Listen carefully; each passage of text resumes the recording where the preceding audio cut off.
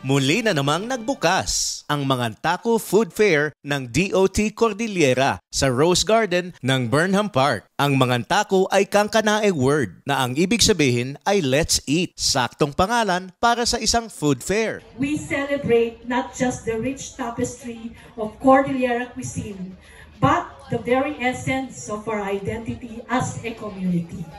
This celebration embodies the spirit of the Cordillera, where every dish tells a story, every flavor is a tribute to our heritage, and every ingredient is a testament to the land that nourishes us. Mula sa kapeng tinadtad hanggang sa usok ng kiniing, itag at watwat, sa bawat stall tila may kwentong ibinubulong ang bawat eats natin. Mga local farmers, producers at cooks mula sa Abra, Ifugao, Benguet, Kalinga at Apayao, lumuwas ng Baguio para ipatikim ang kanilang sariling gawa. And we are from Abra Province.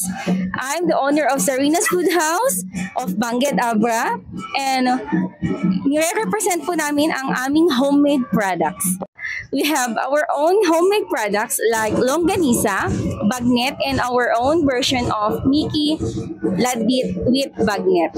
Pang-anim na taon na ngayon ang Mangantaco at bawat taon paalala ito na mayaman ang Cordillera hindi lang sa tanawin kundi sa masarap na panlasa sa pagkain. Ang food fair ay bukas para sa publiko mula April 24 hanggang April 28, 2025. Emil Peredo, umaarangkada sa pagbabalita.